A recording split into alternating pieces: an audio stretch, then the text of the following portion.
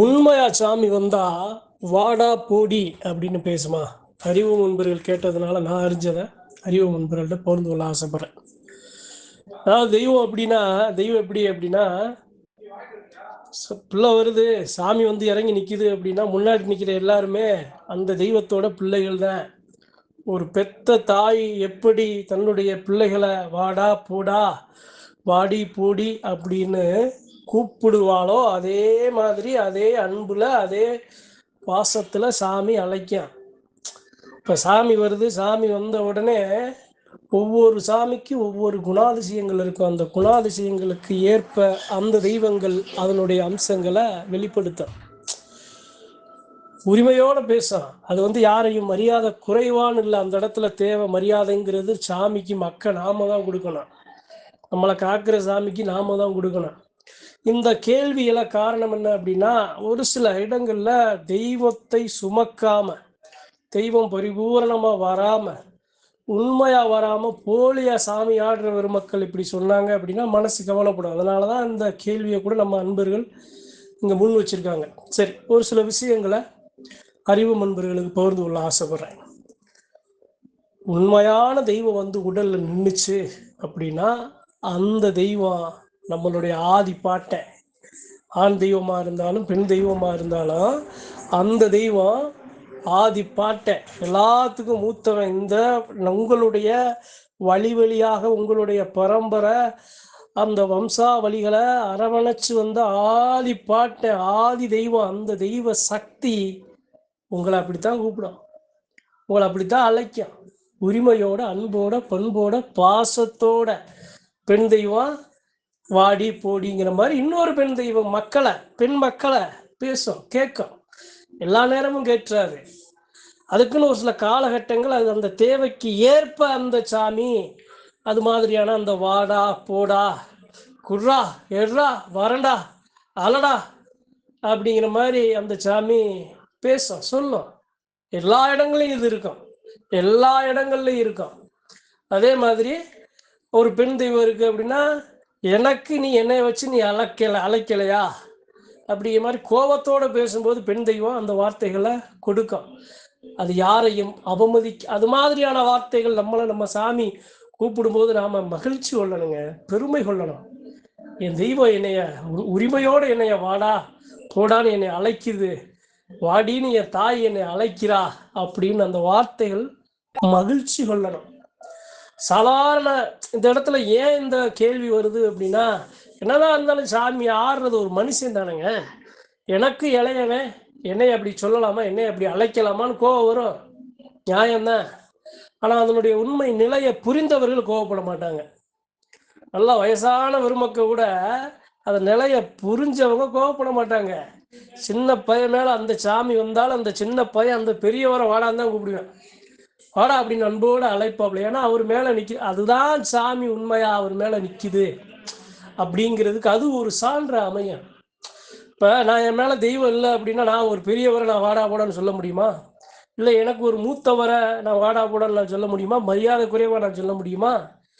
மனுஷனா நான் இருந்தேனே என்னால சொல்ல முடியாதுங்க, என் வாய் வராது, சொல்ல முடியாது. நான் அச்சப்படுவேன். ஐயோ இந்த வார்த்தையை சொன்னா அவர் கோவப்படுவாரு, இந்த வார்த்தையை சொன்னா அவரு என் மேல என்னைய கோவிச்சுக்கிடுவாரு, என்னை அதட்டுவாரு, என்னை அடிப்பாரு அப்படிங்கிற மாதிரி நான் அச்சப்படுவேன். தான் சாதாரண தேகம், சாதாரண மனுஷனோட இயல்பு. தெய்வம் நிக்கிறதுனாலதான் அந்த வார்த்தையே வெளியே வரும். அதை முதல்ல நீங்க புரிஞ்சுக்கணும். சாமி நிற்கும் போது ஊக்கத்தையும் தைரியத்தையும் அந்த தெய்வ நாவல நிற்கும் போது அந்த வார்த்தைகள் கண்டிப்பா வரும்.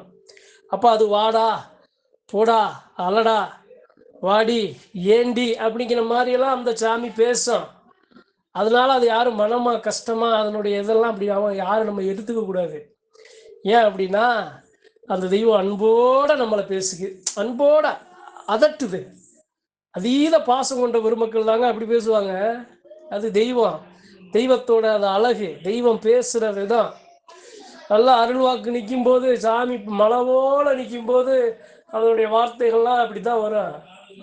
ஆனா பெண்களை, ஆண் தெய்வங்கள் பெண்களை அப்படி பேசாது. முதல்ல அதை புரிஞ்சுக்கணும்.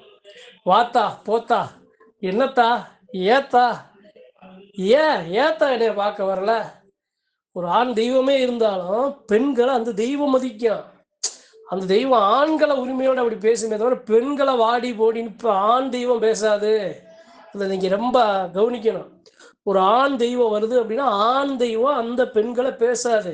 தாயி, ஏன் தாயி வரல, ஏத்தா வரல, மகளே வாத்தா, அக்கா, தங்க அப்படின்னு தான் ஆண் தெய்வம் பெண்களா பேசுமே தவிர ஆண் தெய்வம் பெண்களா வாடி போடி அப்படின்னு பேசாது. பேசாது, பேசவே பேசாது. ஆனா ஒரு பெண் தெய்வம் வந்திருக்கு அப்படின்னா அந்த பெண் தெய்வம் பேசும்.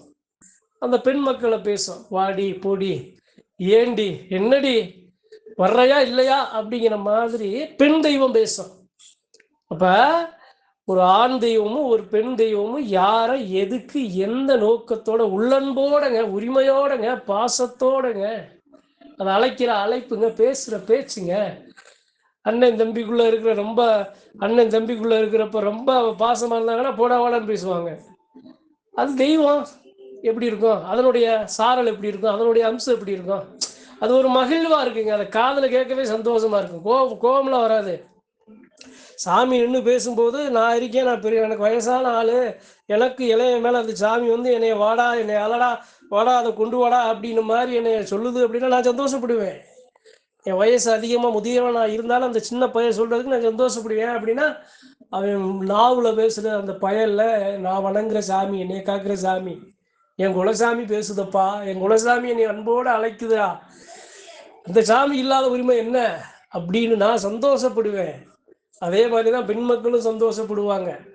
அதே சமயம் பெண் தெய்வம் வர்ற தெய்வம் வந்து மூத்த தெய்வங்களா வாடா ஓடான்னு பேசாது. இளைய தெய்வங்களை கூட பெண் மக்கள் ஒரு அங்காள ஈஸ்வரி வர்றா அப்படின்னா தாயி பேசிறான், தன்னுடைய இளைய பிள்ளைகளை பேசும். மூத்தவரை அண்ணனை அது மாதிரி பேசாது, மரியாதையாக தான் பேசும். அண்ணனை வாடான்னு தெய்வம், அந்த தெய்வம் பெரும்பாலும் பேச கோபத்தில் உண்மை பேசும். ஒரு பெண் தெய்வம் ரொம்ப கோபமாக இருந்துச்சுன்னா எங்கடா வாடா அப்படின்னு கூட அந்த அண்ணனை கூட அழைக்கும். ஆனால் மற்ற நேரங்களில் என் அண்ணன் எங்கே, என் அண்ணன் வந்தால் தான் நான் வருவேன், என் அண்ணனை அலைங்க, என் அண்ணன் கோபத்தில் நிற்கிறார், என் அண்ணன் கோபத்தில் நிற்கிதுங்கிற மாதிரி தான் பேசும். கோபத்தில் பேசும் அண்ணன் அது தெய்வம். இப்போ காளி இருக்கு, காளிக்கு மூத்தவர் முத்தையா. அப்போ அந்த முத்தையா அந்த காளி எப்படி இருக்கும், இது மாதிரி தான் அழைக்க, எங்க எங்கள் அண்ணன் எங்க அப்படிங்கிற மாதிரி தான் காளி. காளி எப்பேற்பட்ட தெய்வம், அந்த பெருமாள் அம்சம் கொண்ட முத்தையா எவ்வளோ பெரிய தெய்வம், அவர் மூத்தவர், காளி தங்க. அப்போ அந்த காளி என்ன பண்ணும், அண்ணனை, என் அண்ணனை அல, என் அண்ணனை எங்க அப்படின்னு தான் கேட்கும். கோவம் வந்துச்சுன்னா எங்கே இருக்கான் எங்கள் அண்ணன் அப்படின்னு கூட கேட்கும். அது தெய்வத்துக்குள்ளே இருக்கிற இது மாதிரியான விஷயங்கள்லாம் நாம் புரிஞ்சுக்கிறோம். சாமியாடி ஒரு மக்களுக்கு அது தெரியும். அதே மாதிரி அக்கா வந்தால் எங்கே, என் தங்கச்சி எங்கே அப்படின்னு வரும். ஒரு சில சாமியெல்லாம் தங்கச்சி வந்தால் அக்காவை தேடும், அக்கா வந்தால் தங்கச்சியை தேடும். ஒரு பெண் தெய்வம் வந்துச்சுன்னா என் அண்ணன் வராமல் நான் வரமாட்டேன்னு வராது, அந்த சாமி வர, எங்கள் அண்ணனை அலைங்கடா அப்படிங்க அந்த சாமி. யார, பெண் தெய்வம் ஆண் மக்களை பேசு, என் அண்ணனை அலைங்கடாங்க, என் அண்ணனை அலைங்கடா, என் அண்ணன் வரலடா கோவிச்சு நிற்கிறான் அப்படிங்க. அது மாதிரி. ஆனால் இதில் ஒரே ஒரு விஷயம் என்னன்னா, ஆண் தெய்வம் பெண் மக்களை, பெண் குல மக்களை மரியாதையாக தான் பேசும். போடி வாடின்னு பேசாது. கோபமே வட்டாலும் போடி வாடின்னு பேசாது. ஒரு சாமி முத்தையா இருக்கார், முத்தையா கோபமே வட்டாலும் அந்த தெய்வத்தை, தன்னுடைய தங்கையா இருக்கிற அந்த காளி, அந்த தெய்வத்தை பேச மாட்டாரு. அதே மாதிரி எல்லா சாமியும், எல்லா கருப்பனா, சுடல மாடனா, அக்கினி வீரபத்ரனா, பெரியவரா சின்னவரா லாடசன் யாராக இருந்தாலும் பெண் மக்களை அப்படி பேச மாட்டாங்க, போடி வாடின்னு பேச மாட்டாங்க. அவங்க பேசுறதே வேற மாதிரி. ஏத்தா, என்னத்தா, வாத்தா, இங்க தாயி வா உட்காரு, என் மகளே, என் செல்லமே அப்படிங்கிற மாதிரி அந்த சாமி வர்ணிக்குங்க பெண் மக்களை. அதனால வாடி போடி வாடா போடான்னு சாமியாடி ஒரு மக்கள் பேசுறாங்கன்னு யாரும் நாம மன சங்கடப்படக்கூடாது. அது தெய்வ உரிமையோட நம்மளை கூப்பிடுறது, அன்போட கூப்பிடுறது, கட்டி அணைக்கிறதுக்கு சமம். மகிழ்ச்சியா ஏத்துக்குங்க, மகிழ்ச்சியா ஏத்துக்குங்க. நன்றி, வணக்கம். மற்றும் ஒரு பதிவில் சந்திப்போம்.